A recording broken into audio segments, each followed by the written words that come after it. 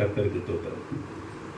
நன்றி தேவனே, உமக்கு நன்றி தேவனே, நன்றி தேவனே, உமக்கு நன்றி தேவனே. பாவங்கள் சுமக்க வந்த பரிசுத்த திருமகனே, பாவங்கள் சுமக்க வந்த பரிசுத்த திருமகனே. பாவிகள் நாங்கள் உண்மை மறப்பதில் நியாயம் என்ன? பாவிகள் நாங்கள் உன்னை மறப்பதில் நியாயம் என்ன? நன்றி தேவனே, உமக்கு நன்றி தேவனே, நன்றி தேவனே, உமக்கு நன்றி தேவனே. எனக்காய் பழி சுமந்தாய், எங்களுக்காக வழி பொறுத்தாய். எனக்காய் பழி சுமந்தாய், எங்களுக்காக வழி பொறுத்தாய். வீணாய் நொறுக்கப்பட்டு பரிசுத்த உயிர் துறந்தாய்.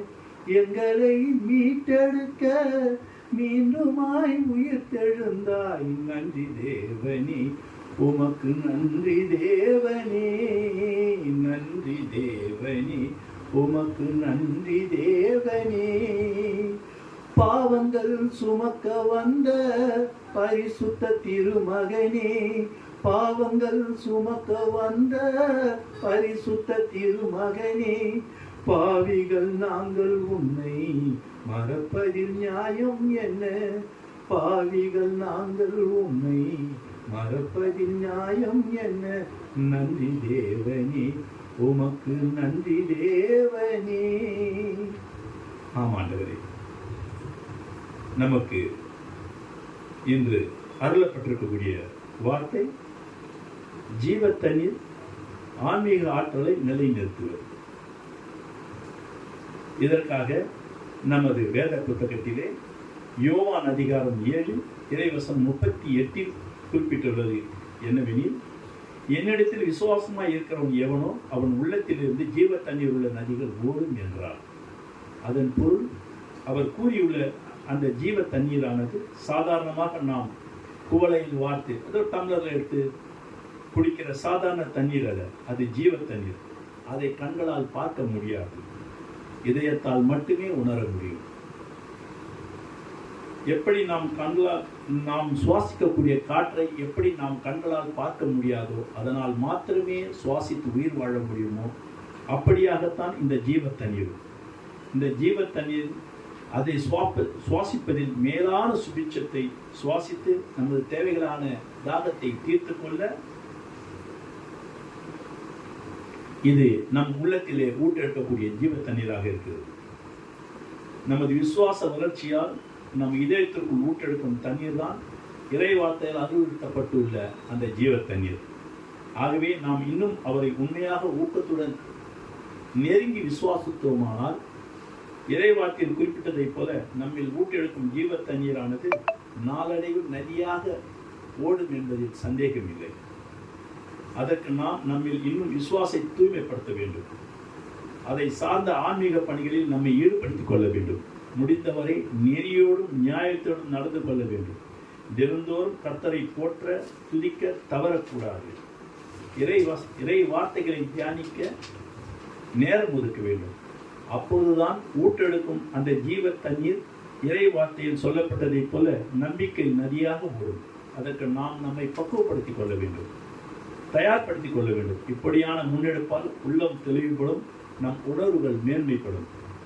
அதன் வெளிப்பாடுதான் சமூக சீர்திருத்தம், தேவ ஊழியம், கிறிஸ்துவ எழுப்புதல் போன்ற சமுதாய முன்னேற்றங்களை காண முடியும். இப்போதும் கூட நம் கண்ணுக்கு தெரியாத ஜீவ தண்ணீர் இயக்கத்தால் தான் நாம் ஆலயத்தில் கூடி இறை வார்த்தைகளை சுவாசிப்பது, ஊழியக்காரர்கள் மூலமாக இறை வார்த்தைகளை தியானிப்பது போன்ற சபை நடவடிக்கைகளில் நம்மை ஈடுபடுத்திக் கொள்ள வைக்கிறது என்பதை விசுவாசிக்கிறோம். இருப்பினும் அநேக நேரங்களில் கட்டாயத்தினால் நம்மை ஈடுபடுத்திக் கொள்ளாமல் உண்மையான விசுவாசத்தோடு நம்மை ஈடுபடுத்திக் கொள்ள கவனமாய் இருக்க வேண்டும். முடிந்தவரை சபை ஒழுங்கு, ஆராதனை ஒழுங்கு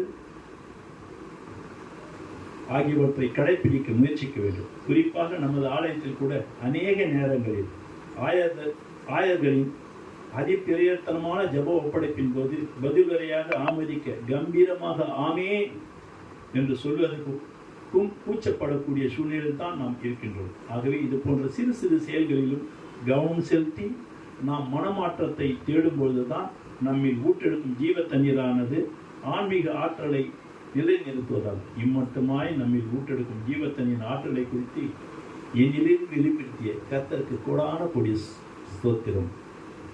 அனைவருக்கும் கர்த்தரின் பெயரால் ஸ்தோத்திரம். நன்றி.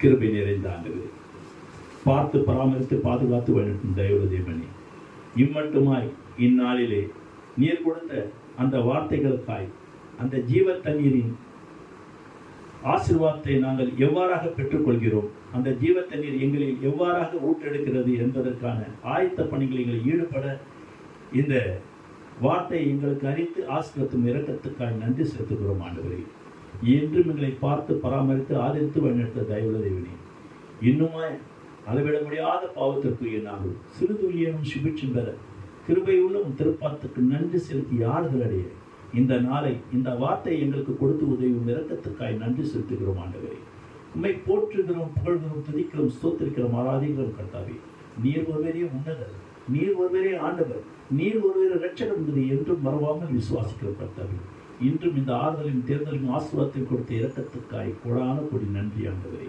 உண்மை போற்றுகிறோம், புகழ்கிறோம், துதிக்கிறோம், ஸ்தோத்திரிக்கிறோம், ஆராதிக்கிறோம். கர்த்தாவே, துதி கனம் மகிமை அனைத்தும் உமக்கே செலுத்தி கிருபையுள்ள திருப்பாத்திலே நன்றி செலுத்தி பால்பெறுகிறோம். ஆண்டவரே, உம்மை போற்றுகிறோம், புகழ்கிறோம், ஆராதிக்கிறோம். கர்த்தாவே, ஸ்தோத்திரம் ஸ்தோத்திரம் ஸ்தோத்திரம் ஸ்தோத்திரம் ஸ்தோத்திரம். ஆண்டவரே, என் ஆத்மாவே கர்த்தரை ஸ்தோத்திரி, என் முழுவதுமே கர்த்தரின் பரிசுத்த நாமத்தை ஸ்தோத்திரி, என் ஆத்மாவே கர்த்தரை ஸ்தோத்திரி, கர்த்தர் செய்த சகல வாங்கலை மறவாதே. ஆமீன், ஆமீன், ஆமீன். ஸ்தோத்திரம் ஸ்தோத்திரம் ஸ்தோத்திரம். ஆண்டவரே.